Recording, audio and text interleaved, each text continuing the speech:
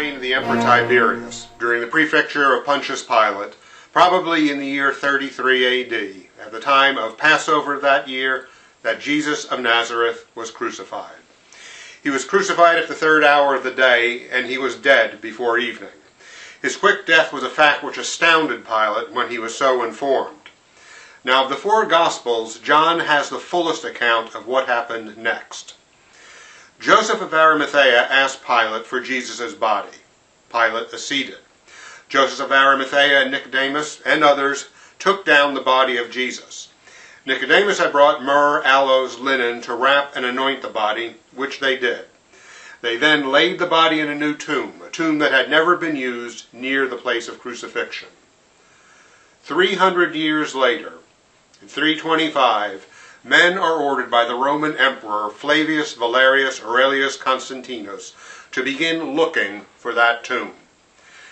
This lecture is a history of the concealment of that tomb, the discovery of that tomb, the construction of a shrine over that tomb, a shrine called, in Greek, the Anastasis, that is, the resurrection. And this lecture is about the construction of a church over that tomb and shrine, the story of the destructions and rebuildings of that church from 325 until the middle of the 19th century.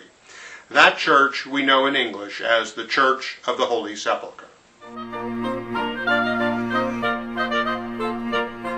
That is all the Gospels say about the tomb.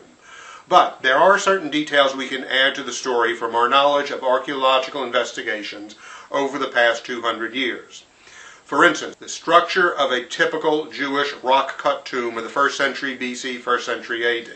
This is actually a Samaritan tomb we excavated at Anastasis, but Samaritan and Jewish tombs were essentially the same. You're looking at the rolling stone which sealed the entrance to the tomb. It can be rolled back and forth to let people in or out. Now, we'll look now at some Jewish tombs of the same time at Tel Irah in the Negev desert. What you're looking at here is the repository of the vestibule. The roof has caved in on the repository of vestibule. Normally in the walls there are niches for oil lamps or paraphernalia for burial rites. The burial chamber is through the back door of the repository. And in the burial chamber is usually a bench that holds the body. Now, additional bodies that are brought to this familial tomb would require further excavation of more benches or more chambers. Now, some modern historians following Eusebius place a temple of Venus over the tomb of Jesus. Some modern historians following Jerome place a temple of Jupiter over the tomb of Jesus, a statue of Jupiter in the temple over the tomb, and a statue of Venus on top of Golgotha. But Jerome wrote 55 years after the temple of Venus that we're talking about was destroyed. And then there's always been the question, why would a statue of Venus be placed in a sanctuary to Jupiter? Eusebius, however, was a contemporary of the destruction of the temple of Venus, and he may well have seen that temple before it was destroyed. Now, there is another argument that has to be put to rest, a contemporary argument. And that is that many modern historians believe that the Temple of Venus was just accidentally placed over the tomb of Jesus. Probably not. Hadrian was intentionally trying to obliterate the sanctity of Jewish sites in Jerusalem. The Temple of Asclepius, the god of health at Bethesda, the waters were already known for their healing powers in the Jewish and Christian communities. The Temple of Jupiter on top of the Temple Mount, according to Dio Cassius, obliterates the sanctity of the Jewish temple.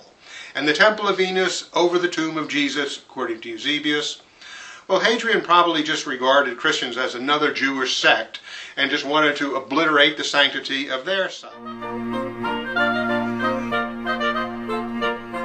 And so the site of the crucifixion, burial, and resurrection was remembered by the Christian community of Jerusalem as being under the Temple of Venus until the reign of the Emperor Constantine I. In late 324, after nearly 18 years of intermittent civil warfare, Constantine had eliminated the last of his rivals to become the sole ruler of the Roman Empire. Since the Battle of the Milvian Bridge, in which he defeated Maxentius and fought under the banner of the Christian God, Constantine had been a staunch defender and patron of Christianity, although he had not yet been baptized. In 325, after the Ecumenical Council at Nicaea, Constantine apparently hatched a plan to recover the tomb of Jesus Christ. Now this entailed the demolition of a temple of Venus which Hadrian had built over the tomb and over Golgotha.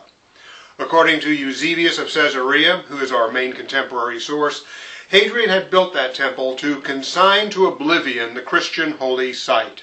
Eusebius goes on to say that the holy cave, the tomb, was discovered contrary to all expectation, and that the tomb was identified with clear and visible proof. We hypothesize that that may have been some sort of Christian graffito on the rock of the tomb. Golgotha was also discovered during the course of the demolition of the temple complex. Well, Constantine was informed of the discoveries, and he ordered a church to be built. It was going to be the most splendid church in all of Christendom.